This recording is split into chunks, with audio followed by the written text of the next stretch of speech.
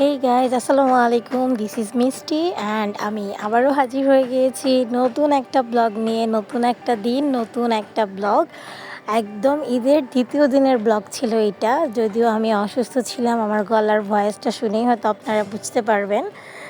তো যাই হোক, একটা দিন ব্লগ দিতে পারিনি, এই জন্য হচ্ছে এই ব্লগটা দেওয়া। ঈদের দ্বিতীয় দিনে হচ্ছে প্রচুর মেহমান ছিল আমাদের বাসায়, তো সেই কারণে অনেক আইটেম রান্না করতে হয়েছে, যার মধ্যে আমার দায়িত্ব ছিল হচ্ছে কাবাব বানানো। প্রায় 60+ কাবাব বানাতে হয়েছিল আমাকে।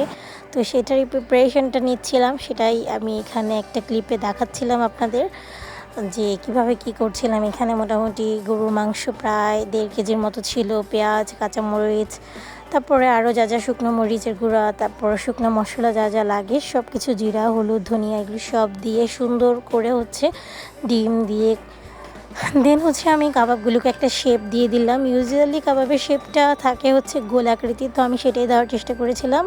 অ্যান্ড ইয়েস, আমার হাতে অনেকটা সময় ছিল না, তাই খুব ঝটপট করে কাবাবটা বানিয়ে আমাকে সাথে সাথেই ভেজে ফেলতে হয়েছে। এবং বেশ ক্রিস্পি আর জুসি একটা কাবাব হয়েছে, উপরে ক্রিস্পি এবং লোভনীয় দেখতে লাগলেও ভেতরে কিন্তু অনেক জুসি ছিল এবং অনেক মজা ছিল, সবাই বলেছিল।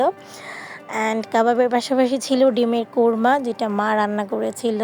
টেবিলে সব আইটেম একসাথে সার্ভ করা যাচ্ছিল না, কারণ গরুর মাংস এবং খাসির মাংস একসাথে রাখলেই হচ্ছে ঠান্ডা হয়ে যাবে।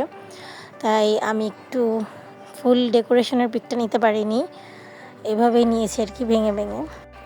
এরপরেই তো কাবাব ছিল, ডিমের কোরমা ছিল, তারপরে ওখানে স্যালাড দেওয়া ছিল টেবিলের মধ্যে, লেবু, শসা, এগুলো ছিল। এরপরে ছিল ইয়াম্মি ইয়াম্মি ঝরঝরা পোলাও। তো পোলাওটা এখানে অল্প বেরেস্তা দেওয়া থাকলো, যখন প্লেটে বেড়ে দেওয়া হয়েছিল তখন কিন্তু বেশ অনেক বেরেস্তা দেওয়া ছিল। সেটার ক্লিপটা নিতে পারিনি, কারণ ততক্ষণে গেস্টরা অলরেডি টেবিলে বসেই পড়েছিল। এরপরে দ্য মোস্ট মজাদার আইটেম, মানে আমার অনেক ফেভারিট একটা আইটেম, খাসির গোস্ত।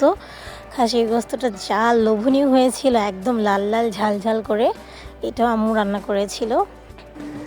দেন এই তো আমরা পরে হচ্ছে গেস্টরা চলে যাওয়ার পরে রাত্র 11টার দিকে এমনি দুষ্টামি করে বসেছিলাম একটু লুডো খেলতে। আমি আর দাদু মিলে তো লুডো খেলছিলাম, সাথে বোন ছিল।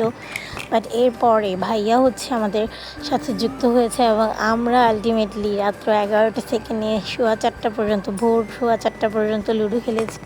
অ্যান্ড এরপরে তো যাই হোক, আমরা একেবারে ফজর নামাজ পড়ে দেন ঘুমিয়েছিলাম। তো এইভাবেই কাটলো আমাদের ঈদের দ্বিতীয় দিনটা। তো আপনাদের কেমন কাটলো সেটা আমাকে জানাতে পারেন। Thanks for watching guys.